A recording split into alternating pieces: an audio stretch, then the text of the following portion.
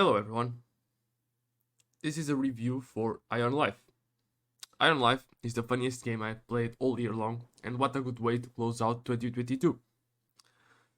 To give a bit of perspective, there hasn't been any video on the channel this past week since my GPU died and I had to purchase a whole new PC. I'm up and running now, so I expect regular schedule to start kicking in.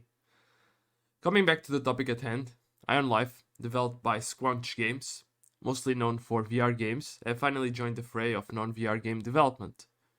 This studio is led by Justin Roiland, the creator of Rick and Morty, so expect the same tone and humor that you are used to from anything coming from Justin Roiland. You might think it's all about the witty dialogue and jokes, but highonlife is very diverse and thrives on multiple fronts. It truly surprised me, and I am glad it's getting all the praise it's getting.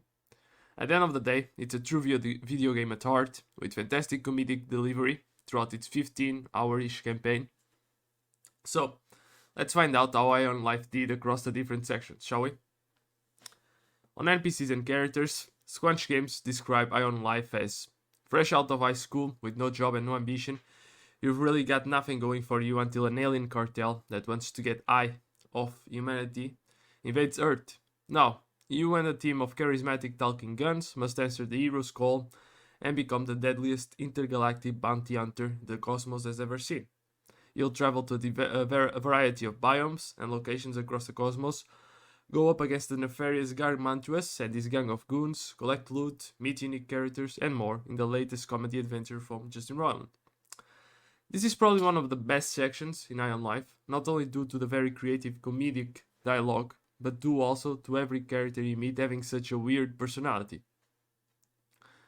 The world behind highonlife helps build these characters in a certain way. My favorite characters are the guns you actually use, as you may have seen in gameplay footage or promotional material.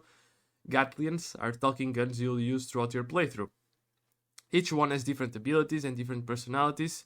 You'll meet each and every one of them in hilarious weird situations. There is even an option in the game settings where you can change the dialogue frequency. If you leave it on frequent, they'll comment on anything you do. Say you try to kill an NPC, they'll comment on it.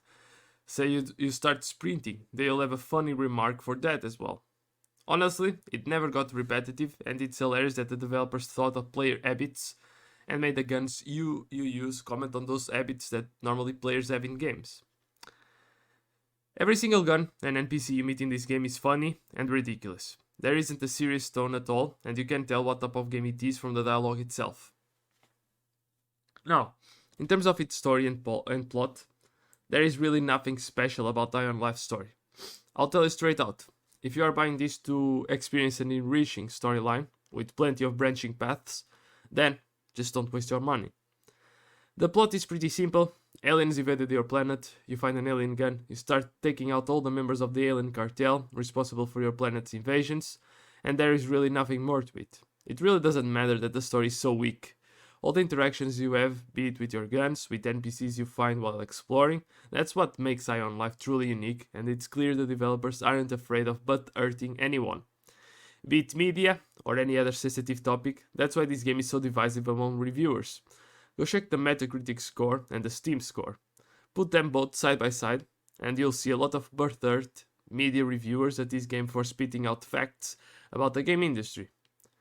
Throughout the game, characters will break the third wall and take shots at these so-called critic reviewers, and it's one of the reasons I love it so much. All in all, don't play it for the story, it's nothing special. Progression systems. highonlife has very minimalistic progression systems. There is no character level up screen. There's no character level up screen, no stats, everything revolves around your guns. Now, throughout the game you'll fight bosses, and as you fight bosses and you find new guns, they'll have special abilities. You can make those special abilities flashier and doing more damage by finding upgrades. Those upgrades are floating around on map levels on so-called lug boxes, which are basically loot boxes you can stab to find whatever is in it, typically money, a mod, or a trading card, or even a stat upgrade to your gun. It can be a faster shot rate, a faster reload rate, more ammo capacity, more damage. Then there is mods which will drastically change the gun's abilities. For example, your pistol has a glue shot, which is basically a throwable splashing shot. Once you install the mod, it will do 5 of these flashing shots instead.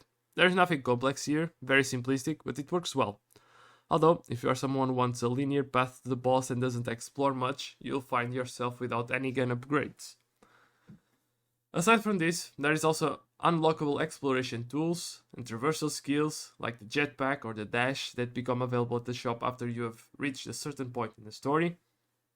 They'll basically open up your map and diversify your combat approach. Very mainstream and overused in games, but nothing bad with it. Now, for a combat and enemy variety. The combat in this game is just serviceable in my opinion. The highlight, and what makes it fun and stand out from being generic, is the guns you have at your disposal. Combining different abilities from different guns and comboing them into enemies causing mayhem is probably one of the funniest gameplay parts. I don't want to spoil the different guns that you'll get, but once you have a full arsenal, that's when the combat starts becoming chaotic and I would say even a bit Doom-like. It depends on how you approach it. If you stick to your first gun, you're fine, then you'll find it incredibly repetitive and become numb to it. The different guns combined with their unique witty dialogue and their diverse abilities really makes combat fun. It's not all roses though. Enemy variety is incredibly lacking and it's noticeable. You'll fight 2 or 3 enemy types throughout this 15-hour ride, and at one point it just gets way too boring. It feels like they could have and should have done better on this end. Bosses do help to break in from the monotone, and they are engaging fights that will make you use all your guns and traversal abilities, but it's such a distinct contrast between regular mobs and bosses that it puts the game at a disadvantage. Most of the game harsh critics come after its combat, mostly due to the lack of enemy variety, not because of the built-in systems, and I completely agree. Overall, I really enjoyed it, but when I hit the 15-hour mark, I was glad it was done with, because I couldn't stand one more minute of fighting the regular cartel mobs. For its world and level design, highonlife isn't open world. Instead, you'll be able to travel to new levels by using a teleporter. As the story moves forward, new map levels will appear, or they are expanded upon after you unlock new traversal skills. All the levels are pretty distinct from each other. You'll visit a jungle level, a desert level, a mine level, and there is a few more. Diversity is there, maps have a lot of verticality to them once you gain traversal skills, and exploration is fun. Nothing groundbreaking, but I did enjoy the levels created by Squanchgames. For its positives and negatives. When I look at the bigger picture, I believe highonlife takes very high risks, at least on dialogue and writing front, and it honestly paid dividends. The humor is very wide, ranging from dark to childish, but there were more hits than misses. The developers weren't also afraid to make fun of certain topics that will certainly trigger the more sensitive sheep on the game critics scene. And it's just not the dialogue. It seems everything from maps to combat has a certain comedic tone, and it just makes highonlife such a fun experience. Aside from the enemy variety negative that I mentioned earlier, I also need to point out one of the biggest offenders that this game has, which is a lack of an FOV slider. I never get sick or need breaks playing games, but the constant movement and fast traversal in this game combined with the really low FOV made me need multiple breaks. It's that bad, please. It's 2022, include a fucking FOV on your games, man. Final thoughts and score.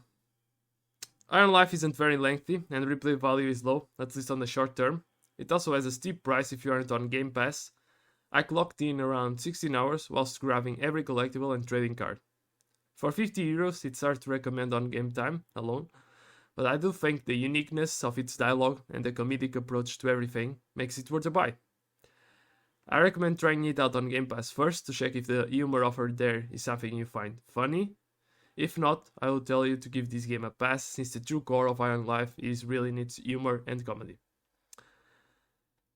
That's a wrap on highonlife's review.